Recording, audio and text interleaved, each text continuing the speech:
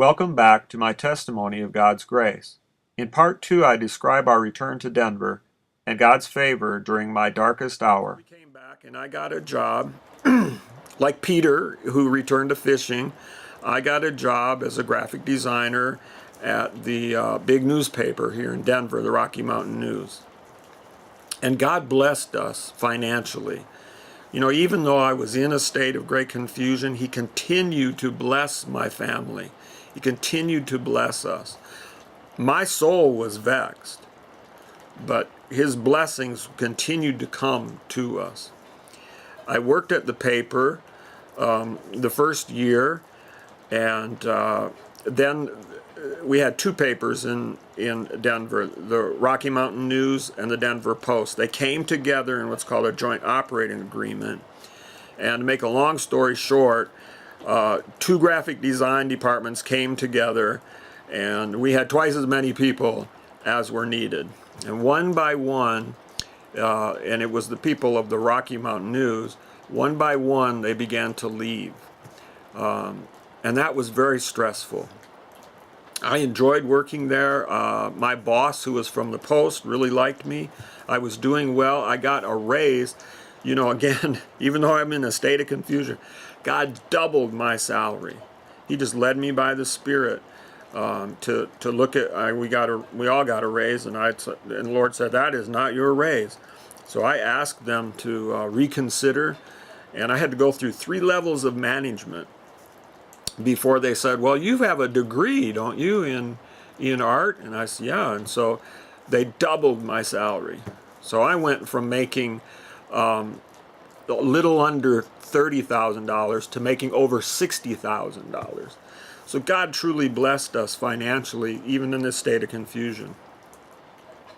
The next thing that happened, and this was really, I didn't understand it at the time, but the Lord encouraged me to apply for long-term disability.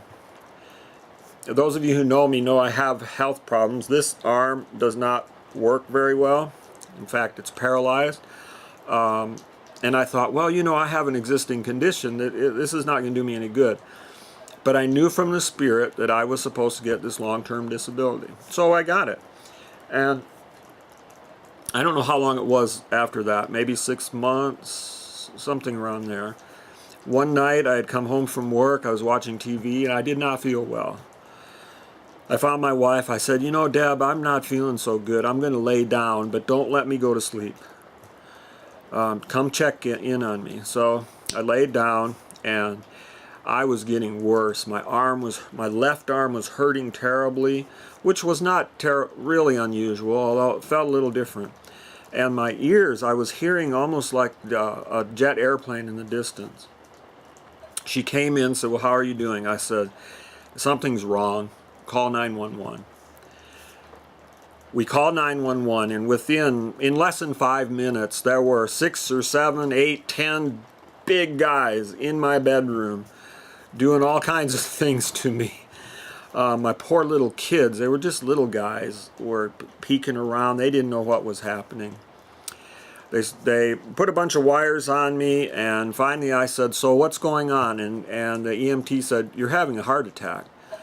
And I thought, wow, that's pretty weird. They put me on the gurney, put me in the back of the ambulance, and I thought, you know, I haven't prayed. I wasn't anxious at all, but I hadn't prayed. I said, "God, I know you love me, and I know you're going to watch over me, so thank you." And I just had this like a mist of peace just come and rest on me. They took me to the hospital. The doctors were really anxious. Looking back, I should have gotten them to slow down. They rushed me into kind of an operating room and did what do you call it? An angioplasty. They tried to expand the arteries in my heart. They put some stents in. I thought everything had gone well. I was back in my room recovering. Within a few days, I was home. They were They had a program for me to do to get back in shape, and I don't know, maybe I was out for 6 weeks. I went back to work. I was only at work for 3 or 4 weeks, and I started getting the same symptoms again. I went back to the doctor. They said, we need to go in and do another angioplasty. They did another angioplasty, and this was a new doctor, and I heard him, he was starting to swear. And I'm like, what is going on? Now I'm pretty drugged, so I'm feeling no pain. The guy's got Bob Marley playing in the background. It was a very surreal situation. He's cussing and swearing, and I find out that I didn't have a normal heart attack where you have cholesterol build up in your artery. What I had was, when I was a kid, I had Hodgkin's disease. They got massive radiation on my neck, my chest, under my arm, and my back. What had happened is that calcium had built up. And when they put the stents in and went to expand them, normally it's cholesterol and it will expand because cholesterol is just like butter. But mine was calcium. They would not expand. And the first stents actually made my condition worse. They put little radioactive pellets in to try to get rid of scar tissue and stuff, and they sent me home again. So I went home again. Did some rehab, longer this time, went back to work. I was not at work very long before symptoms again.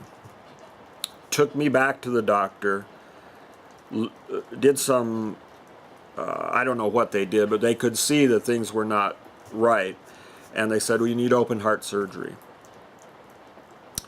I had open heart surgery. I thought, well, this will take care of it. I can't begin to describe the horrible experience I had recovering from open heart surgery. A lot of people, like I think President Clinton had this open heart surgery. He was up and at 'em in 2 or 3 weeks. It took me 4 years to recover from open heart surgery.